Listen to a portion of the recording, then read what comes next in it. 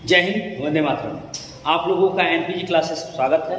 आज हम tobacco mosaic virus TMV के बारे में चर्चा करने जा रहे हैं। ध्यान सुनिएगा, ये कैसे कैसे बने हैं, आरएनए हेलिक्स क्या होगा, सेंट्रल ल्यूमेन क्या होगा, प्रोटीन सब यूनिट क्या होगा। टोबैको मोज़ेक वायरस की जब बात करते हैं, सबसे पहले इसी वायरस की खोज की गई थी 1892 में। D1 ने इसको खोजा था और इसकी क्रिस्टल संरचना को खोजने का श्रेय होता है W.M. स्टैनले को जाता है, जिन्होंने 1935 में इसे प्राप्त किया था। ध्यान सुनिएगा, टोबैको मोज़ेक वायरस क्या, लगभग मोर देन 100 से अधिक प्रकार के पादप वायरस जो हैं वो पाए जाते हैं, जो पौधों में भिन्न भिन्न प्रकार के रोग उत्पन्न करते हैं। चाहे वो सिट्रस कैंकर हो, चाहे वो बैगन में होने वाला रोग हो, चाहे लीफ कर्ल हो, चाहे जंतुमोना सिट्राई का इन्फेक्शन हो, पत्तियों बीच बीच में जो छेद या नेक्रोसिस हो जाते हैं, इन सभी टॉपिक पे हम चर्चा करेंगे। फिलहाल आप यहाँ ध्यान सुनिएगा, टोबैको मोज़ेक वायरस जिसकी हम बात करने जा रहे हैं। टोबैको मोज़ेक वायरस तंबाकू की पत्तियों में पाया जाने वाला एक वायरस है। भारत में तंबाकू की खेती का श्रेय जो है वो पुर्तगालियों को जाता है। पुर्तगाल वाले जब भारत में आए तो उन्होंने तंबाकू की खेती उती को आरंभ किया था। और एक बात ये भी याद रखिएगा कि सबसे पहले पुर्तगाली आए और सबसे बाद में पुर्तगाली ही गए, ये भी याद रखिएगा। अब more than 100 types of plant virus की बात करते हैं। मैंने कहा कि ये 100 से अधिक प्रकार के प्लांट वायरस क्या हैं, नोन है, जो पौधों में भिन्न भिन्न प्रकार के रोग उत्पन्न करते हैं। जिसमें इस वायरस की खोज, टीएमवी वायरस की खोज D1 ने की थी। उन्होंने तंबाकू की पत्तियों को देखा कि तंबाकू की पत्तियां पीली पड़ जाती थी और बीच बीच में उनमें छिद्र होने लगते थे और वो धीरे धीरे सड़ करके नष्ट हो जाती थी। तो तंबाकू की पत्तियों में इस बीमारी को उन्होंने जब अध्ययन किया तो देखा कि ये एक वायरस है, जिस वायरस के कारण ये बीमारी हो रही है, उसी बीमारी को नाम दिया टोबैको मोज़ेक। ये मोज़ेक वायरस, मोज़ेक जो पत्तियों में रोग देखने को मिलते हैं, ये लाल लाल और पीले पीले पूरे धब्बे बनने लगते हैं, यही आपका मोज़ेक के नाम से भी जाना जाता है। और इस वायरस को इन्होंने खोजा, लेकिन इसकी क्रिस्टल संरचना को उन्होंने एक्सप्लेन नहीं किया था। इसकी क्रिस्टल संरचना को 1935 में W.M. स्टैनले नामक वैज्ञानिक ने प्राप्त किया था। उन्होंने कहा कि यह सुई जैसे छड़ों का गट्ठर जैसा रूप होता है। यानी कहने का मतलब क्या है कि it looks like bundles of needle like rods।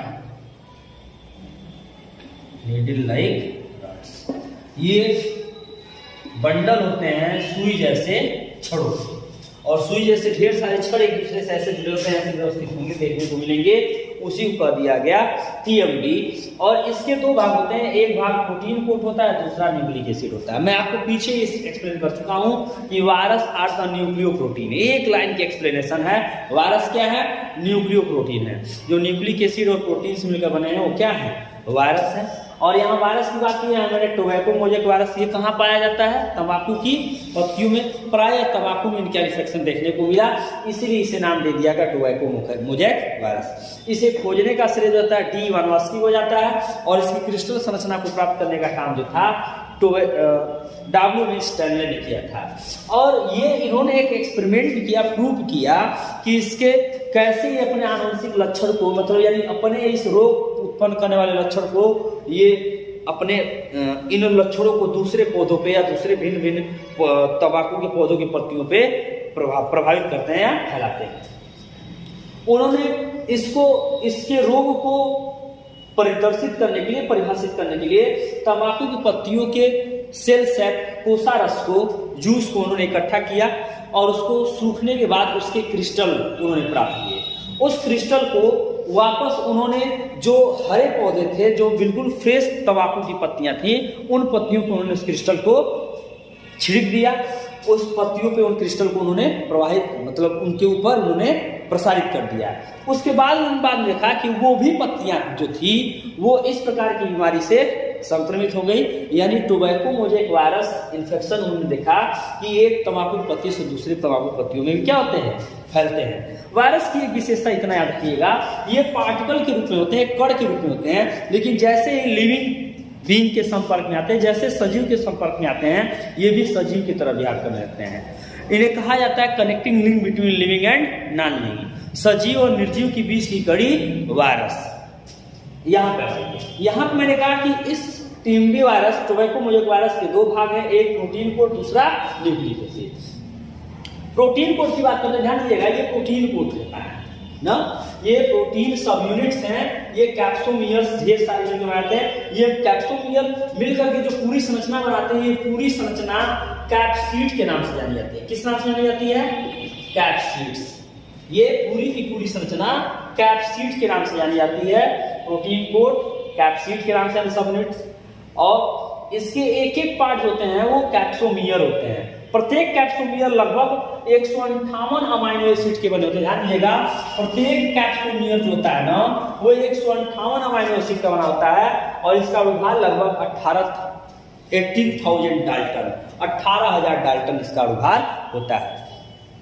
एक और बात याद रखिएगा कि इसके बीच में ऊपर कुंडलीनुमा जो संरचना होती है न्यूक्लिक एसिड की, इसमें न्यूक्लिक एसिड जो होता है वो आरएनए होता है। मैं आपको पिछले टॉपिक में बताया था कि डीएनए और आरएनए के आधार पर वायरस 4 प्रकार के होते हैं: SS DNA virus, DS DNA virus, SS RNA virus और डीएस आरएनए वायरस। और जंतुओं में उपस्थिति के आधार पर मैंने 3 बताया: फाइटोफैगमी, जूफैगमी एंड फैगमीज। ये 3 एक्सप्लेनेशन मैंने पीछे दिए हुए हैं। अब ध्यान दीजिएगा कि प्रोटीन सब यूनिट जो कैप्सिड बनाता है, ये एक एक संरचना जो मिलकर के इस एक गट्ठर जैसे, सुई के छड़ों जैसे एक संरचना टोबैको वायरस का निर्माण कर रहे हैं। इन एक एक पार्ट को कैप्सोमियर कहा गया, जो प्रोटीन सब यूनिट होते हैं, और ये मिलकर बनाते हैं कैप्सिड। और न्यूक्लिक एसिड जो होगा, इसका आरएनए पार्ट जो होगा वो न्यूक्लिक एसिड होगा। बीच में सेंट्रल ल्यूमेन होते हैं, बीच में थोड़ा सा स्पेस होता है इसके, एक ये स्फेरिकल बॉडी बनाती है जब ये अरेंज होते हैं, तो उस बीच में सेंट्रल स्पेस है, उस पार्ट को सेंट्रल ल्यूमेन के नाम से जाना जाता है। और आरएनए बीच में इन सभी प्रोटीन से जुड़े होते हैं, और प्रोटीन सिंथेसिस का काम ये करते हैं, प्रोटीन संश्लेषण का भी ये काम अपने इनके साथ जुड़ करके करते हैं। और इस वायरस की लंबी एक संरचना बार बार बनती रहती है। ये आपके इसकी स्ट्रक्चर के बारे में बात हुई, और ये बात हुई इसकी हिस्ट्री के बारे में, इसके खोज के बारे में। मैंने कहा कि ये इनके क्रिस्टल को प्राप्त करने का श्रेय डब्ल्यू स्टैनले हो जाता है। उन्हीं क्रिस्टलों को उन्होंने ताजे पौधों पे, तंबाकू पौधों की पत्तियों पर छिड़का, वो भी पत्तियां क्या हो गई, इस बीमारी से संक्रमित हो गई, और इस बीमारी का स्पष्ट वर्णन हुआ टोबैको मोज़ेक वायरस, जिसकी क्रिस्टल संरचना का श्रेय डब्ल्यू स्टैनले हो जाता है। आई होप मेरी बातें आप लोग समझ में आई होंगी। Thanks to all of you.